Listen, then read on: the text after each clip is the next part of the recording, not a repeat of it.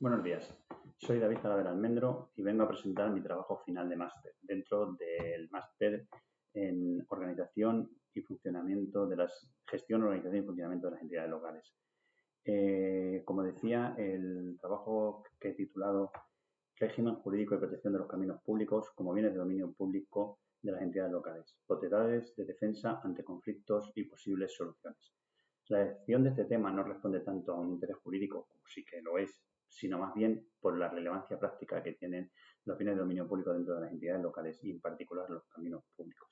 No olvidemos que son un elemento esencial del patrimonio de las mismas y tienen infinidad de kilómetros y a la vez son elementos administrativos pequeños, de menos de 500 habitantes, la mayoría de los ayuntamientos de este país, con infinidad de kilómetros de caminos.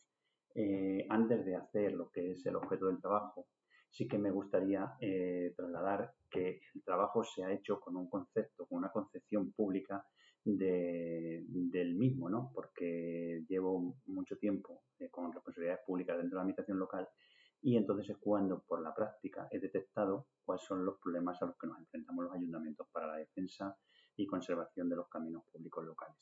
El trabajo se ha enfocado siempre analizando a nivel general lo que son bienes de dominio público para bajar al particular de los bienes de dominio público, las entidades locales, en particular los caminos públicos locales.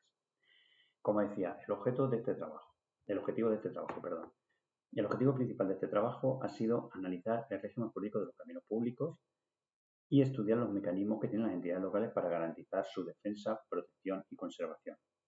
Y asimismo he tratado de identificar soluciones que nos otorga el ordenamiento jurídico para poder protegerlos. La naturaleza jurídica de los caminos públicos. Al hablar de la naturaleza jurídica, tengo que retrotraerme a uno de los epígrafes del mismo, ¿no? Del trabajo, que es los antecedentes históricos.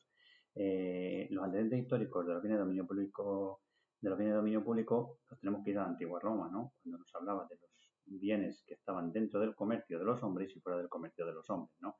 Hoy lo podríamos considerar como bienes de dominio público, al uso del servicio público, que sean los que están fuera del comercio de los hombres, no se pueden transmitir, y los bienes patrimoniales se pueden transmitir, ¿no?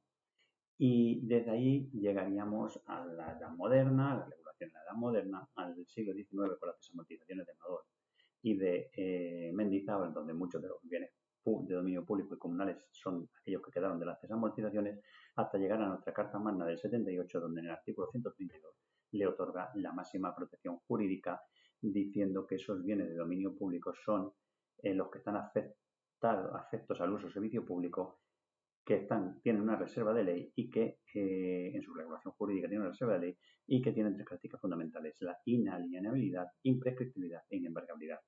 Considerado estas tres características, como diciendo que un bien de dominio público no puede venderse, no puede enajenarse, no va a prescribir nunca, siempre va a seguir manteniendo esa característica de dominio público y no se puede embargar, en contraposición con los bienes patrimoniales que sí que se pueden embargar desde la famosa sentencia 166, donde dijo que aquellos bienes patrimoniales que no tuviesen afectos al uso del servicio público ya sí que estarían dentro del tráfico jurídico y podrían, por tanto, enajenarse.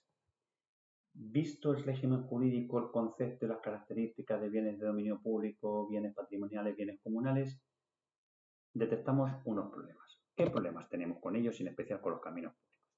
Yo los he diferenciado en dos. Por un lado los administrativos, por otra parte, digamos, los de las controversias entre particulares, etc., ¿no? Problemas administrativos. Primero, administración local pequeña, con pocos medios técnicos y jurídicos, secretarios compartidos, no técnicos municipales, falta de regulación, no hay ordenanzas de caminos normalmente, es decir, y aquellos pueblos que la tienen poco menos que es una norma numerativa de cuáles son los caminos y poco más, y como mucho algún tema de accesos, de vallado y algo más, y no una ordenanza como tal potente de una norma jurídica, digamos, con consistencia. No están inventariados, la mayoría de los ayuntamientos no tienen inventariados los caminos de dominio público, como mucho en el inventario general a principios del cambio de legislatura es cuando se nombran ahí en el inventario general y tal, y no están ni inventariados ni actualizados, mucho menos georreferenciados, que sería lo ideal. Y otra falta, digamos, de tema administrativo, digamos, de pozo administrativo, es la falta de inscripción registral de los caminos que nos otorga la obligación de hacerlo el reglamento de bienes de las entidades locales. En una reunión que tuve yo con el registrador de la propiedad, con el registrador de la propiedad, del registro de la propiedad número 2 de Torre de la Reina, don Luis Benavides, me decía que él no conocía la provincia de Toledo, ningún ayuntamiento tuviese los caminos registrados, todos los caminos registrados, no. Además de esto, tenemos otro problema administrativo importante, que muchos caminos son caminos vecinales que consideramos que unen uno o dos términos, más términos municipales. Y a lo mejor un municipio tiene su camino perfectamente delimitado, expedito de ocupaciones, de vallados, y el término municipal contiguo no. Entonces, de nada nos sirve que ese camino nos lleve de una población a otra. Ante estos problemas, pues hay que darle unas soluciones. Igual que decía, problemas administrativos, que ya los he nombrado, tenemos otra serie de problemas, que son vallados por particulares, ocupaciones, caminos que se han perdido, etcétera, etcétera. Ante esto, ¿qué tenemos? Pues el ordenamiento jurídico nos otorga unas potestades que nos pueden ser necesarias para poder, digamos, regular jurídicamente estos bienes. ¿Cuáles son? La potestad de investigación, tenemos que saber qué tenemos. A cualquier vecino tú le dices que la plaza de tu pueblo qué es y te va a decir un bien de todos, del común. Pero si le dices que cuál es aquel camino que va por no sé qué paraje, ya va a tener más dudas, ¿no? Es decir, tenemos que tener claro qué es nuestro. Para eso tenemos que ir al vuelo americano, a planos históricos, documentos que hayan en el ayuntamiento, incluso la voz popular. Con esa investigación tenemos que buscar y hacer un deslinde, es decir, cuál es el camino y cuál es lo del colindante, para luego instar a la potestad de recuperación posesoria de esos bienes a través de la recuperación posesoria por vía, digamos, administrativa. No es una potestad que haya que ir en vía judicial. No olvidemos que el propio vecino puede instar a la administración para que actúe para recuperar lo que es el dominio público. Pero bueno, no vamos a explicar más esta historia. Ante esto, ¿qué es lo que yo planteo? Hacer unos inventarios claros, concisos y actualizados, que tienen que dar cuenta de ello todos los años, a final de año, en el balance. Georreferenciar los caminos públicos por técnico competente. Impulsar la inscripción de estos caminos, si tenemos catastro con la cartografía catastral y si no con la georreferenciación que hemos hecho. Aprobar unas ordenanzas específicas y favorecer la cooperación entre las administraciones.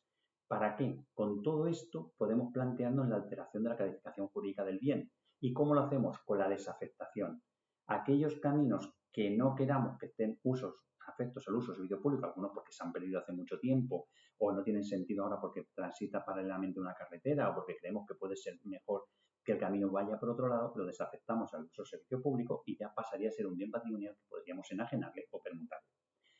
Y luego tenemos que hablar también, porque creo que una figura que nos daría mucho juego en esto es la mutación de manial, porque habría partes de caminos municipales que podrían trasladarse a la Junta de Comunidades, por ejemplo.